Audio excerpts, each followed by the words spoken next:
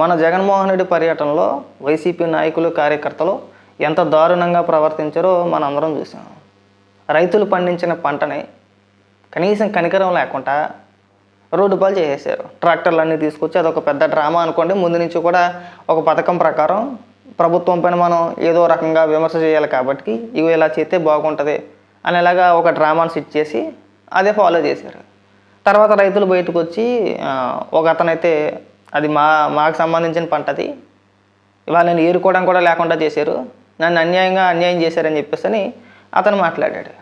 తర్వాత అక్కడున్న రైతులు కూడా వచ్చి అదంతా చూసి మనుషుల పశువుల మీరు అసలు రైతులు పండించిన పంటని రోడ్డు పాలు చేసి తొక్కుకుంటా పోతారా, అసలు ఇలాంటిది మేము ఎప్పుడు చూడలేదని చెప్పేసి వాళ్ళు మాట్లాడారు.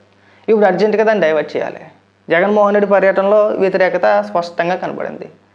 దాన్ని డైవర్ట్ చేయాలంటే ఏం చేయాలి? తెలుగుదేశం భయపడి ఆడవాలి, లేదంటే ఏబిఎన్ టీవీ5 అని చెప్పేసి ఆడవాలి. సాక్షులు కూడా అదే చేశారు. ఇప్పుడు ఇక్కడ తమిళ పెడతాను చూడండి. బరి తెగించిన పచ్చ మీడియా ఏకంగా రైతులపైనే పిచ్చిరాతలో యాంకర్ ఈశ్వర్ ఉగ్ర రూపం అంట.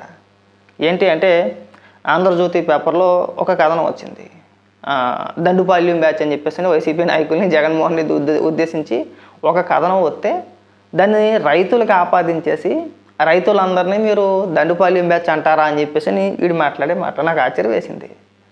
అదే మీ సాక్షిలో కొమ్మినేని శ్రీనివాసు, కృష్ణరాజు అని చెప్పేసి ఒక పెద్ద మనిషి ఇద్దరు కలిసి ఒక డిబేట్లో ఒక ప్రాంతాన్ని ఉద్దేశించి, ఒక ప్రాంతంలో ఉన్న మహిళలను ఉద్దేశించి, అమరావతి రైతులను ఉద్దేశించి వేశ్యల రాజధాని అని చెప్పేసి నీచంగా మాట్లాడితే ఎక్కడికి వెళ్ళిపోయారని మీరంతా కూడా అంటే మీకు దండుపాల్యం బ్యాచ్ అని చెప్పేసి మిమ్మల్ని అంటే రైతులకు ఆపాదించేసి పెద్ద పెద్ద కేకలేస్తున్నావు కదా నువ్వు. ఒక ప్రాంతం మహిళలండి, లక్షల మంది మహిళలు, వాళ్ళందరినీ ఉద్దేశించి వేశ్యల రాజధాని అన్నప్పుడు ఎందుకు చించుకోవాలా?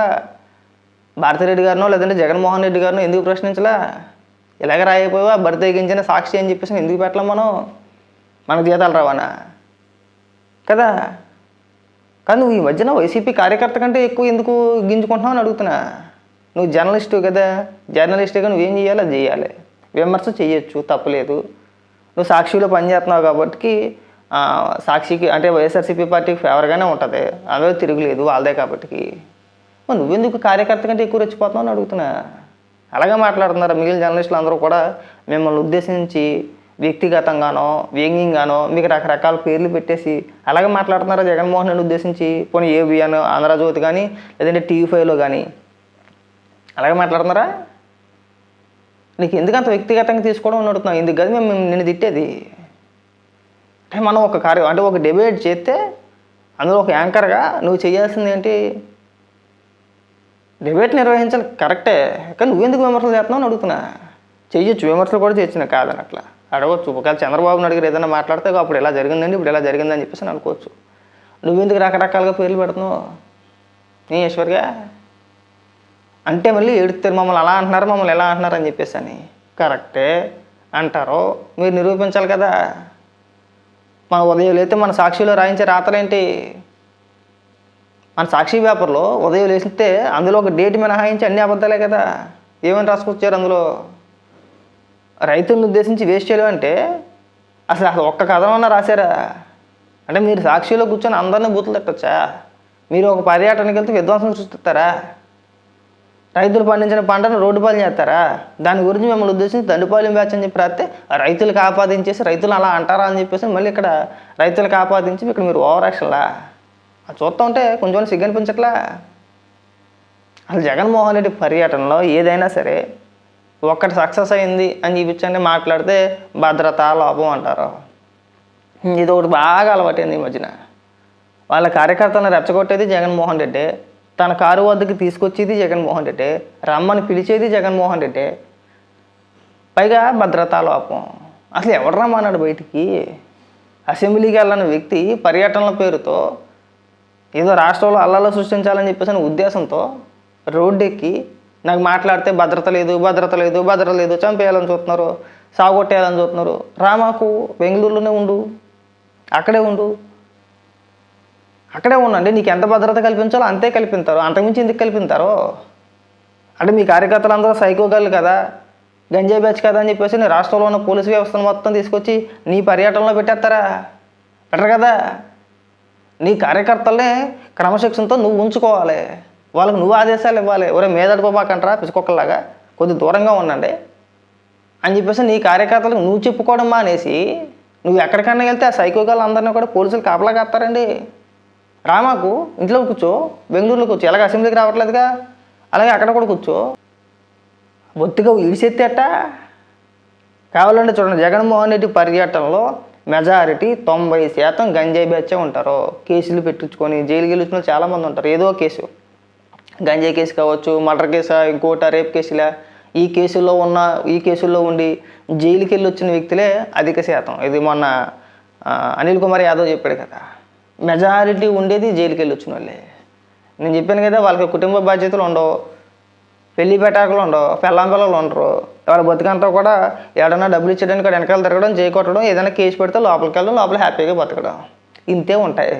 మీరు వీళ్ళని పెట్టుకొని పర్యటనల పేరుతో రోడ్డు ఎక్కి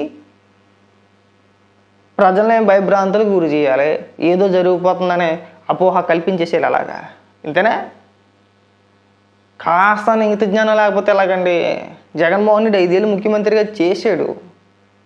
చేసిన వ్యక్తి కనీసం తన కార్యకర్తలను తన కంట్రోల్లో పెట్టుకోలేకపోతున్నాడంటే ఏమనాలి? మాట్లాడితే అభిమానం. ఏంది అభిమానం? ఒకవేళ జగన్మోహన్ రెడ్డికి ఏదైనా జరిగితే ఆ అభిమానులు ముసుగులు ఎవడన్నా వచ్చాడనుకో, మళ్ళీ అదొక పెద్ద డ్రామా ఆడడానికి మళ్ళీ అదొక ప్లాను. ఒకవేళ ఎవడన్నా వచ్చి ఏదైనా చేయడానికో వాళ్ళ కార్యకర్తలే సగం సైకోగళ్ళు. అప్పుడు ప్రభుత్వం పైన ఒక నింద వేస్తారు, ఇలా చేశారు కావాలని చెప్పేసి అని. అందులో భాగంగా పోలీసు వారు ఏదైనా చర్యలు తీసుకున్నారు అనుకోండి.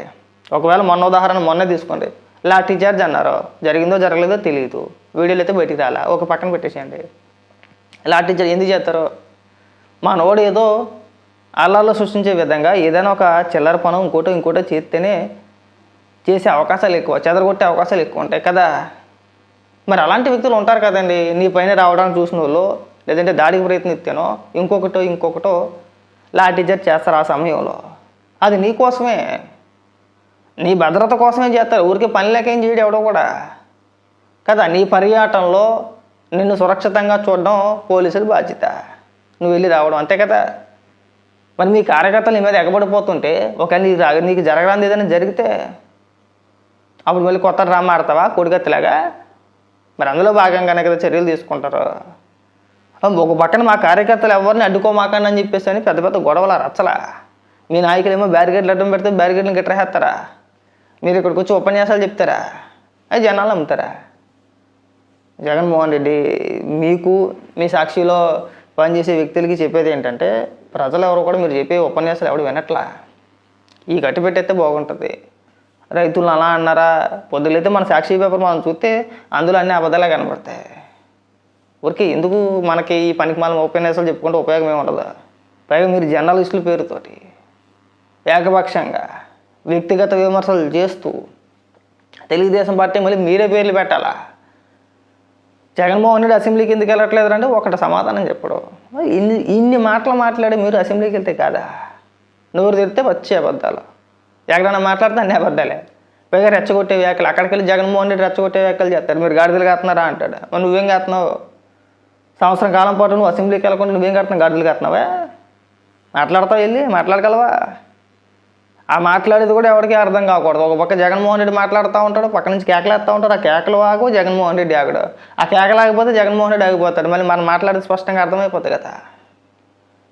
అక్కడ ఉన్న మీడియా మిత్రులు కూడా ఎవడో ఒక క్వశ్చన్ కూడా అడిగే అవకాశం ఇవ్వడు, వీళ్ళు అడుగుతూనే ఉంటారు వెనకతల.